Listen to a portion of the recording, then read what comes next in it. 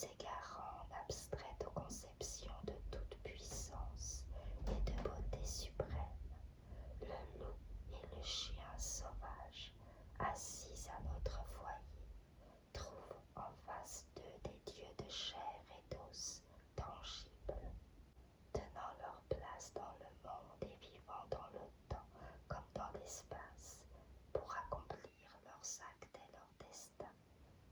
Aucun effort n'est nécessaire pour croire à un tel Dieu. Nul écart de volonté ne peut induire à lui désobéir. Ce Dieu-là se tient debout, immuable, sur ses deux jambes de derrière, un gourdin à la main, immensément puissant, livré à toutes les passions, affectueux ou irrité selon le moment, pouvoir mystérieux enveloppé de chair qui saigne parfois comme celle des autres animaux, et qui est alors plus savoureuse qu'aucune autre à dévorer. Gros-Blanc subit la loi commune. Les animaux hommes furent pour lui dès l'abord, sans erreur possible, les dieux auxquels il était nécessaire de se soumettre. Comme Kitché, sa mère avait, au premier appel de son nom, repris sa chaîne, il leur voua tout de suite obéissance. Il suivit leurs pas, conscient de cet esclavage qu'il devait accepter.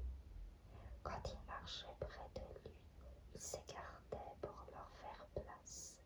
Lorsqu'il l'appelait, il accourait. S'il menaçait, il se couchait à leurs pieds. Et s'il lui commandait de s'en aller, il s'éloignait précipitamment. Car derrière chacun de leurs désirs se trouvait le pouvoir immédiat d'en exiger l'exécution.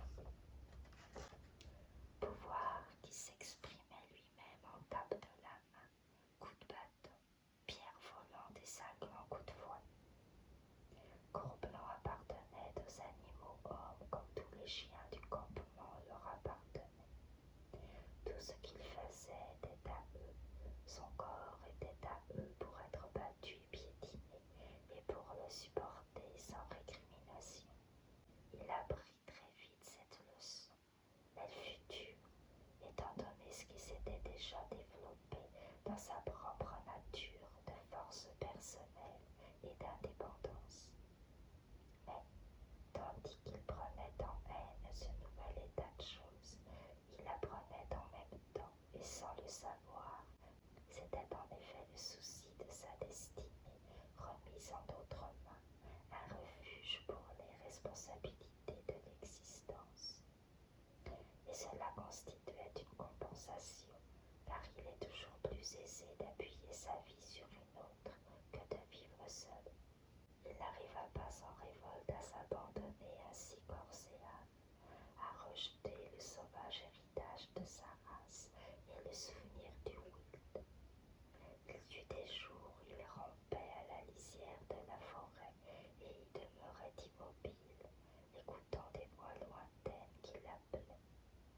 Puis il se retournait vers Kitché, inquiet et malheureux, pour gémir doucement près d'elle, pour lui lécher le museau avec un air interrogateur et plaintif. Le louveteau avait rapidement appris tous les tenants et aboutissants de la vie du camp. Il connaissait l'injustice des gros chiens et leur gloutonnerie quand la viande et le poisson étaient jetés à l'heure des repas. Il savait que les hommes étaient d'ordinaire plus justes, les enfants plus cruels, les femmes plus douces et plus disposées à lui lancer un morceau de viande ou d'os. Après 2 ou 3 aventures fâcheuses avec les mères des tout petits chiens, il se rendit compte qu'il était de bonne politique de laisser ces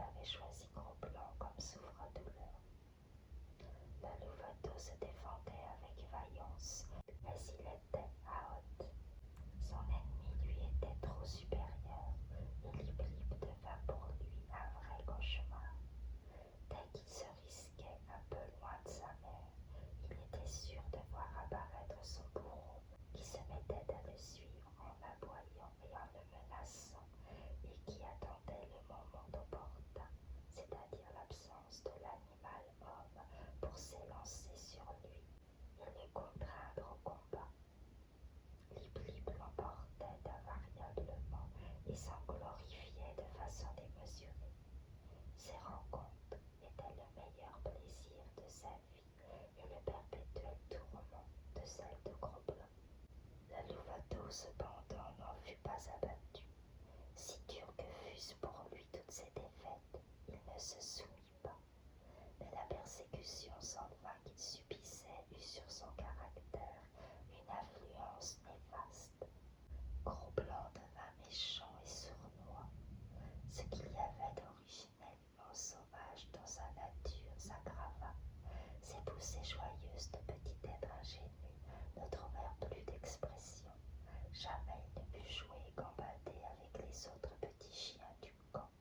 Dès qu'il arrivait auprès d'eux, Lip-Lip, fonçant sur lui, le faisait rouler à terre et fuir, terrifié, ou s'il voulait résister, engageait la bataille jusqu'à sa mise en déroute. Gros-Blanc fut ainsi sevré de beaucoup de joie de son enfance, ce qui le rendit plus vite adulte, se replia sur lui-même et développa son esprit. Il devint rusé et dans ses longs moments d'immobilité, médita sur les meilleurs moyens de duper et frauder. Comme il ne pouvait prendre à la distribution quotidienne la part qui lui revenait de viande et de poisson, il se transforma en habile voleur.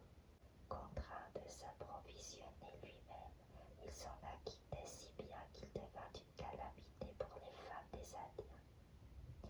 Il apprit à ramper dans le camp comme un serpent, à se montrer avisé, à connaître en toute occasion la meilleure façon de se conduire, à s'informer par la vue ou l'ouïe de tout ce qui pouvait l'intéresser afin de n'être point pris ensuite au dépourvu, et aussi à recourir à 1000 ruses pour éviter son implacable tyran. Ce fut au plus fort de cette persécution qu'il joua son premier grand jeu et goûta, grâce aux ressources de son habileté, aux joies savoureuses de la revanche. Comme Kitché, quand elle était avec les loups, avait trompé les chiens pour les attirer hors du campement des hommes et les envoyer à la mort, ainsi le louveteau, par une manœuvre à peu près semblable, réussit à attirer Lip-Lip sous la mâchoire vengeresse de Kitché. Battant en retrait tout en combattant, Gros-Blanc entraîna son ennemi à sa suite ici, puis là, parmi les différentes dents du camp. C'était un excellent coureur, plus rapide qu'aucun autre chien de sa taille et plus alerte que Lip-Lip. Sans donner toutefois toute sa vitesse, il se contenta de garder la distance nécessaire, celle d'un bond environ entre lui et son poursuivant. Lip-Lip, excité par la chasse et par l'approche imminente de la victoire, perdit toute prudence et oublia l'endroit où il se trouvait. Quand il se rendit compte, il était trop tard. Après avoir traversé à fond de train une dernière tente, il tomba en plein sur Kitché, attaché à son bâton. Il jeta un cri de stupeur, mais déjà les gros justiciers se refermaient sur lui. Quoique Kitché fût attaché, il ne réussit pas à se dégager. Elle le mit sur le dos, les pattes en l'air, de manière à l'empêcher de fuir, tout en le déchirant et le lacérant. Quand il parvint enfin à rouler hors de sa portée, il se remit sur ses pieds en piteux état, blessé à la fois dans son corps et dans sa pensée.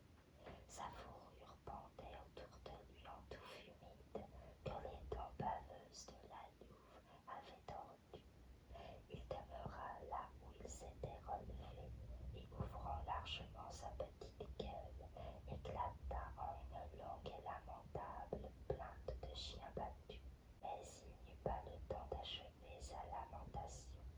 Gros-Blanc, fondant sur lui planta ses crocs dans l'arrière-train.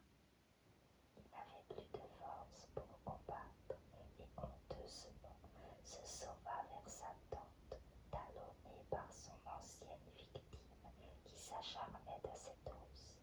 Quand il eut rejoint son domicile, les femmes vinrent à son secours et le louveteau, enragé comme un vrai démon, fut finalement chassé par une fusillade de cailloux.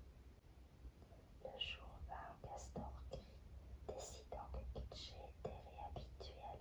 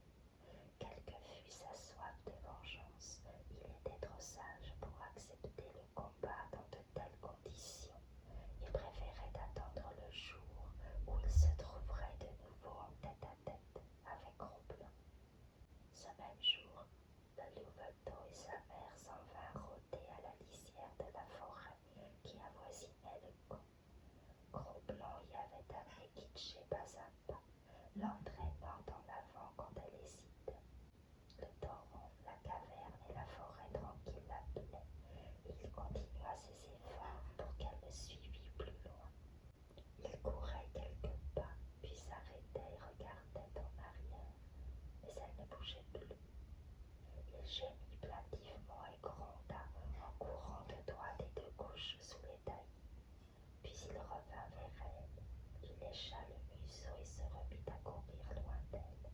Elle ne bougeait toujours pas. Alors il rebroussa chemin.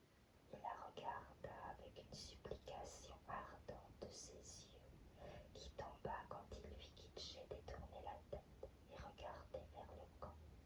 La voix intérieure qui appelait Gros-Blanc là-bas, dans la vaste solitude, sa mère l'entendait comme lui. Mais un autre et plus fort appel sonnait aussi en elle, celui du feu et de l'homme, l'appel que parmi tous les animaux, le loup a seul entendu, le loup et le chien sauvage qui sont frères.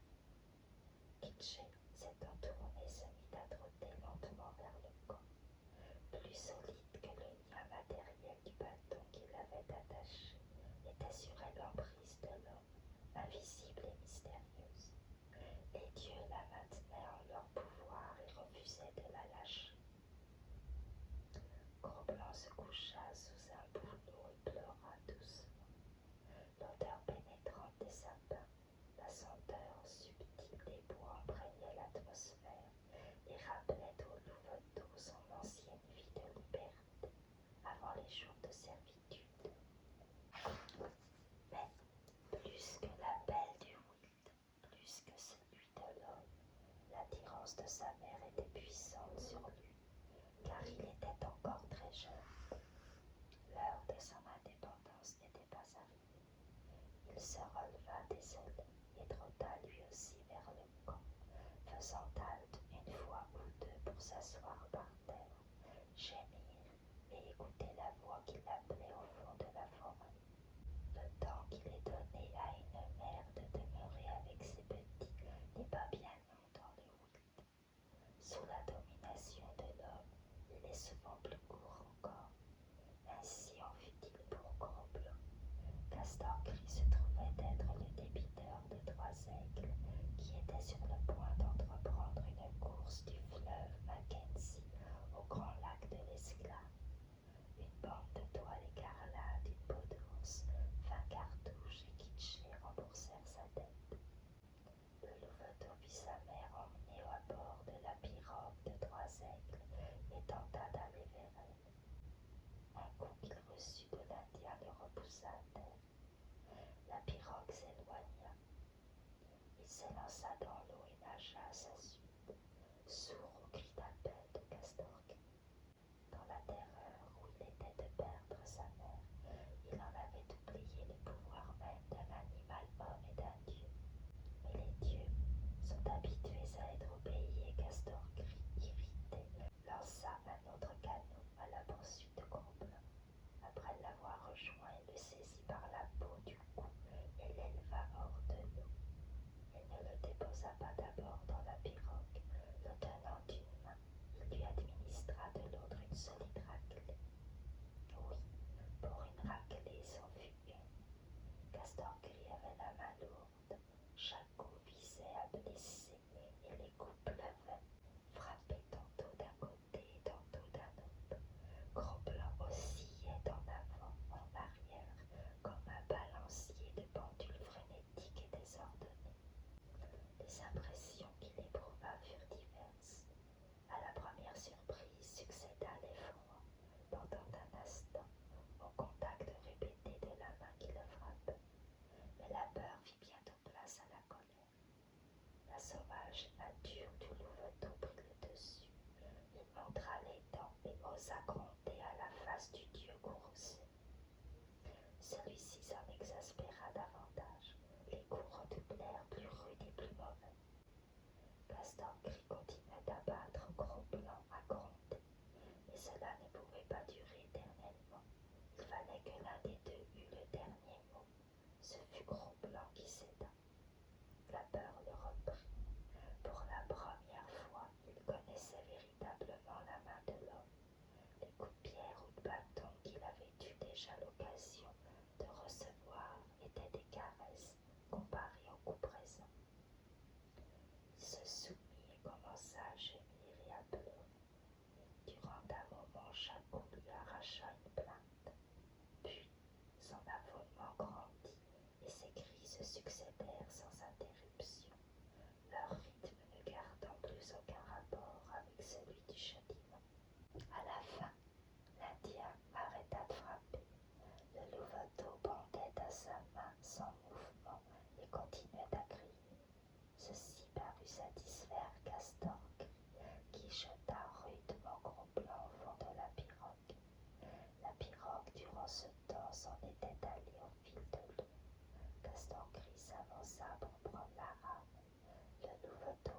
son passage, il le frappa brutalement du pied.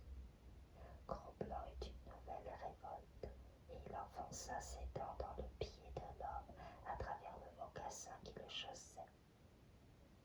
Le châtiment qu'il venait de recevoir n'était rien comparé à celui qu'il allait suivre. La colère de Castor Gris fut sans limite comme la peur du louveteau. Non seulement la main, mais aussi la dure rame de bois furent employées contre lui, et tout son petit corps était brisé et rompu quand Castor Gris le rejeta au fond de la pirogue. Mais cette fois, de propos délibérés, il recommença à le frapper du pied. Gros-Blanc ne renouvela pas son attaque.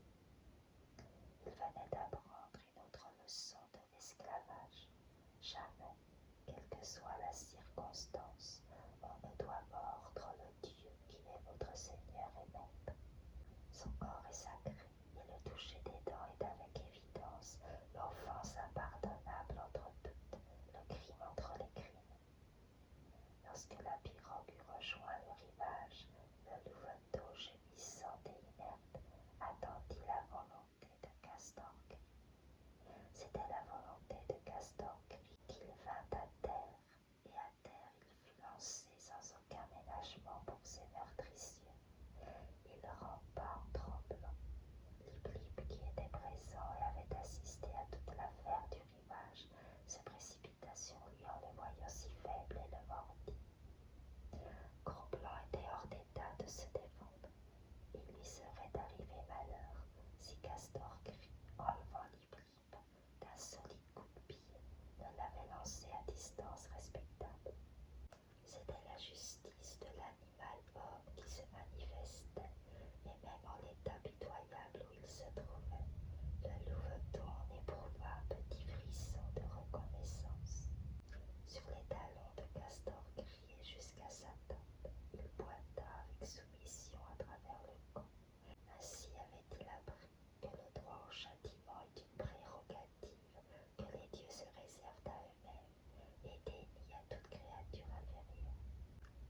Pendant la nuit qui suivit, tandis que chacun dormait dans le camp, Gros-Blanc se souvint de sa mère et souffrit en pensant à elle. Il s'ouvrit un peu trop haut et réveilla Castor Gris qui le battit. Par la suite, il pleura plus discrètement lorsque les dieux étaient à portée d'oreille. Mais parfois, rôdant seul à l'orée de la forêt, il donnait libre cours à son chagrin et criait tout haut en gémissant et en appelant. Durant la période de sa vie qui suivit, il aurait pu, grâce à la liberté dont il jouissait encore, céder au souvenir de la caverne et du torrent, et s'en retourner dans le wild. Mais la mémoire de sa mère était la plus forte. Comme les chasses des animaux hommes les entraînaient loin du camp et les y ramenaient ensuite, peut-être aussi reviendrait-elle un jour. Et il choisissait l'esclavage dans l'espoir de la revoir. L'esclavage qui n'était pas entièrement malheureux, car le louveteau continuait à s'intéresser à beaucoup de choses. Il y avait toujours quelque événement imprévu, et les actions étranges auxquelles se livrent les animaux hommes n'ont pas de fin. Il apprenait simultanément comment il lui fallait se conduire avec Castor Gris. Obéissance absolue et soumission lui étaient demandées en tout. En retour, il échappait au coup et sa vie était tolérable. De plus, Castor Gris lui donnait parfois lui-même un morceau de viande, et tandis qu'il le mangeait, le défendait contre les autres chiens. Ce morceau de viande prenait pour Gros-Blanc une valeur beaucoup plus grande qu'une douzaine d'autres reçus de la main des femmes. C'était bizarre, mais c'était comme ça. Jamais Castor Gris ne le caressait, et cependant, était-ce l'effet